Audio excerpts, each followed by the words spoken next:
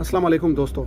आजकल जिस मुलाकात की सबसे ज़्यादा बात हो रही है वो पाकिस्तान के army chief field marshal general Asim Munir और अमेरिका के प्रेसिडेंट डोनाल्ड ट्रंप के दरमियान होने वाली मुलाकात है।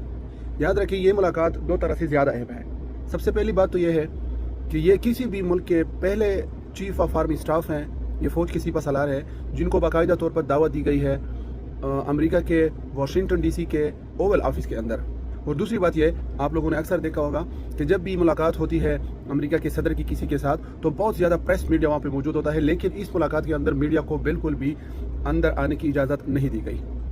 तो यहाँ पर जो मैं आज बात करने जा रहा हूँ तो ये कोई एनालिसिस नहीं है। एनालिसिस तो फिर मैं आप पे छोड़ता हूँ। मैं सिर्फ मुख्तलिफ सोर्सेज से जो इन्फॉर्मेशन मैंने कलेक्ट की है वो आपके साथ शेयर करना चाहता हूँ, फिर आप खुद इसकी एनालिसिस करें तो ज़्यादा बेहतर होगा। सबसे ज़्यादा ज़रूरी चीज़ पहले नंबर पर जो मैं बयान करना चाहूँगा वो इस मुलाकात की टाइमिंग है। याद रखिए, ये मुलाकात सदर ट्रंप की पॉलिटिकल कैरियर की सबसे अहम मोड़ पर है, क्योंकि सदर ट्रंप का ये इलेक्शन में दावा रहता है कि वो जंग नहीं बल्कि अमन लाने वाले हैं, वो डील मेकर हैं, पीस मेकर हैं। लेकिन आज वो इस चौराहे पर खड़े हैं कि आया वो इसराइल की उस जंग में शरीक हों जो उसने ईरान के खिलाफ छिड़ी है या ना हो। तो ये भी अहम है। दूसरी G7 की समिट हो रही थी, दुनिया की जो 7 बड़ी मईशतें हैं जिसमें इंडिया भी शामिल है, उसकी मीटिंग हो रही थी। तो उसकी मीटिंग के फ़ौरन बाद ही ये मुलाकात हुई है।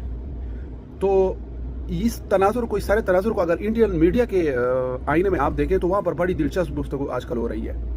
हुआ कुछ यूँ है कि G7 की समिट के अंदर मोदी भी आए हुए थे और इंडिया मीडिया के ऊपर ये बात चल रही है, इंडियन मीडिया जो है, कि मोदी ने ख्वाहिश जाहिर की थी कि वो G7 समिट के मौके पर प्रेसिडेंट ट्रंप के साथ मुलाकात करें, लेकिन प्रेसिडेंट ट्रंप ने उनको फिर मौका नहीं दिया। वो पहले ही कनाडा छोड़कर अमेरिका चले आ गए थे।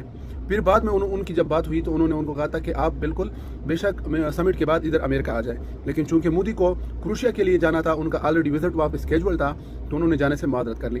तो फील्ड मार्शल आसिम मुनीर के साथ जो मीटिंग होने जा रही थी उससे पहले इंडियन मीडिया के ऊपर ये बात आप बिल्कुल कंफर्म कर सकते हैं, ये बात मौजूद है कि मोदी ने उसको फ़ोन कॉल की डोनाल्ड ट्रंप को और उनको ये बात करी कि भाईजान, आप बार बार कह रहे हैं कि मैंने इंडिया और पाकिस्तान के दरमियान जंग रुकवाई है, वरना ये दोनों न्यूक्लियर पावर हैं। तो पहली बात तो ये कि आपने नहीं रुकवाई, वो पाकिस्तान और इंडिया के जो फौजी सरबराहान हैं उन्होंने मिलकर ये फैसला किया था कि हमको ये जंग अब रोक देनी चाहिए। और दूसरी बात, आप बार बार कश्मीर के ऊपर बात करते हैं, तो हम अपने इंटरनल इशूज़ के ऊपर किसी को भी ये बर्दाश्त नहीं कर सकते कि वो हमारे इशूज़ के ऊपर बात करें।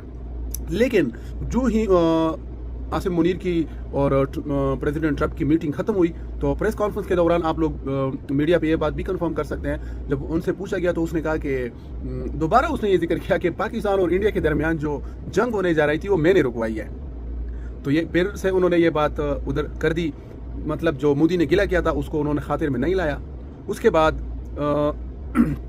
जो बात हुई है इस मीटिंग के अंदर, खास तौर पर जो काबिल जिक्र है, लोग चूंकि प्रेस उधर मौजूद नहीं थी तो बहुत से लोग स्पेकुलेशंस कर रहे हैं कि वहाँ पे क्या बात मुमकिन तौर पर हुई होगी। तो एक चीज़ जिसको बहुत ज़्यादा मीडिया के ऊपर बताया जाता है वो ये कि इनमें 3 आई डिस्कस हुए होंगे। नंबर 1 आई है इसराइल, दूसरा ईरान और तीसरा इंडिया।